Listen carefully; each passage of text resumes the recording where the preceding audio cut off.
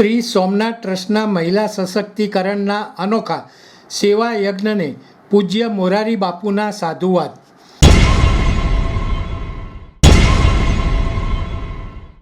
સોમનાથ મહાદેવના દર્શનાર્થે પધારેલા પૂજ્ય મોરારી બાપુએ શ્રી સોમનાથ ટ્રસ્ટ દ્વારા ચલાવવામાં આવતા મહિલા સશક્તિકરણના અનોખા સેવા યજ્ઞની મુલાકાત લીધી હતી.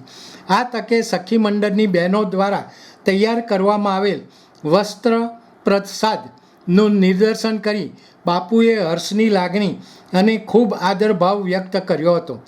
શ્રી સોમનાથ ટ્રસ્ટ દ્વારા ગ્રામ્ય સખી મંડળ અને સ્વ સહાય જૂથની મહિલાઓને સીવણ અને રચીલા નિર્માણની તાલીમ આપવામાં આવે છે.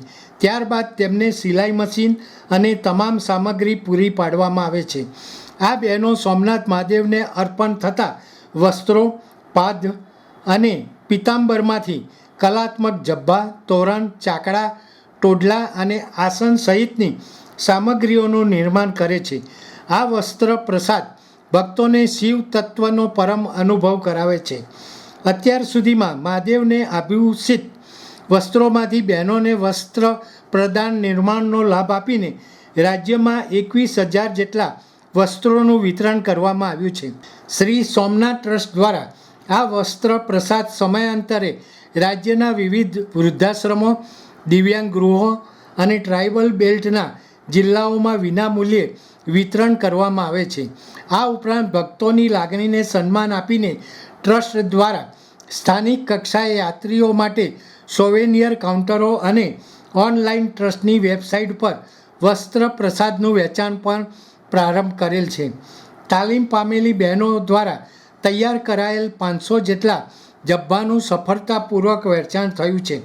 વિશેષ બાબત એ છે કે કલાત્મક દ્રષ્ટિને ભક્તિ સાથે ભેરવીને સિલાઈ બાદ વધતા લેસના પટ્ટા, મારા અને બ્રોચ વગેરેનો સદુપયોગ કરી ગૃહ સુશોભન અને ઘરમાં પવિત્રતા લાવતી 5,000 જેટલી કલાત્મક વસ્તુઓ બનાવવામાં આવી છે.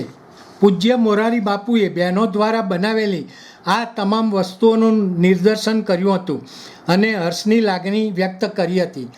શ્રી સોમનાથ ટ્રસ્ટના અધ્યક્ષ નરેન્દ્રભાઈ મોદીના સબકા સાથ સબકા વિકાસ મંત્રને સાકાર કરવા માટે ટ્રસ્ટ દ્વારા શરૂ કરાયેલ આ શ્રદ્ધા, કલા અને રોજગારીની બેસ્ટ પ્રેક્ટિસ પ્રત્યે બાપુએ ખૂબ આદરભાવ વ્યક્ત કરી કામગીરીની પ્રશંસા કરી હતી. દર્શક મિત્રો, અત્યારે આટલું જ. આવા વધુ સમાચારો માટે જોતા રહો કે ચેનલ. નમસ્કાર.